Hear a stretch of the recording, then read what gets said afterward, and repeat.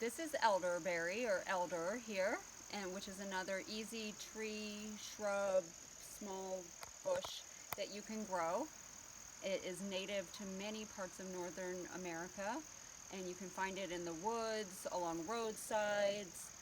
You can buy plants, you can dig it up in the wild.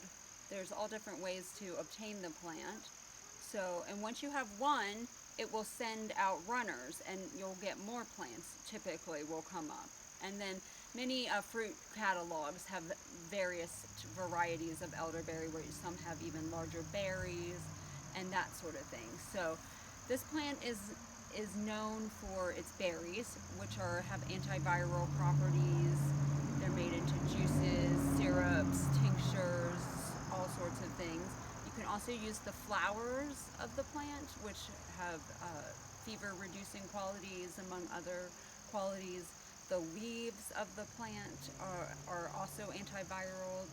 The twigs, every part of this plant is actually medicinal, maybe except like some of these stems from where the berries had grown. Um, but yeah, and it can grow in the shade and to full sun. And I have found the best success with growing it in more sun as far as the amount of berries you get, obviously the amount of flowers too, and the size, the bushiness. And you can keep it pruned so it doesn't get so tall that you have to reach way up for the berries.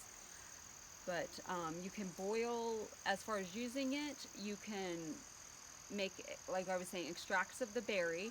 You can make boiled extracts of the leaves to use for viral conditions, the leaves and twigs.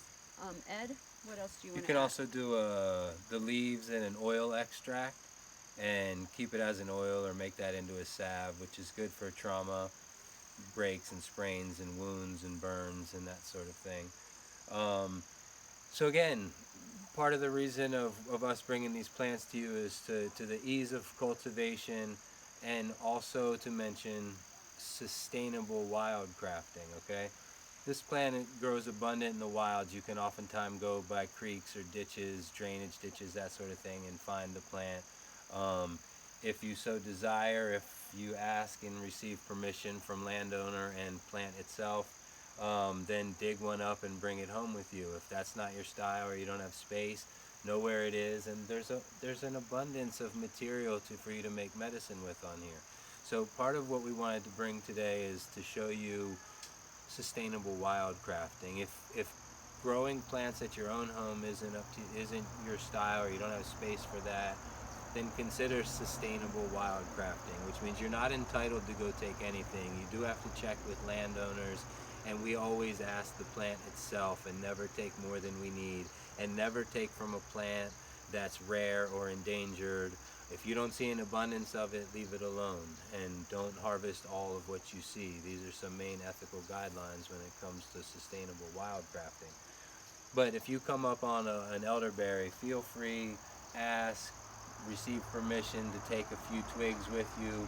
Like she said, you can do a decoction, which we'll talk about later, but boiling down the stems and twigs for a wonderful antiviral. There is some confusion in the herbal world itself about elderberry being toxic. It's not toxic. It can be purgative and emetic, which means at the wrong dosage or for the wrong sensitive people, it might make you throw up, it might give you the runs, but it's not a poison. It's not toxifying you. But usually when cooked and the right species, then that sensitivity goes away. Not for all people, but for most. Most people can widely handle the leaves and the twigs as a decoction to help boost the immune system.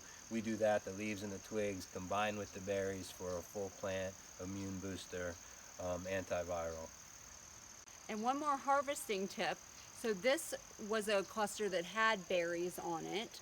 And so what you would normally do, I did not harvest these, the bugs must have harvested this one, but you could clip the whole berry cluster off when it's ripe, put it in a bag, bring it inside, and throw the bag in the freezer.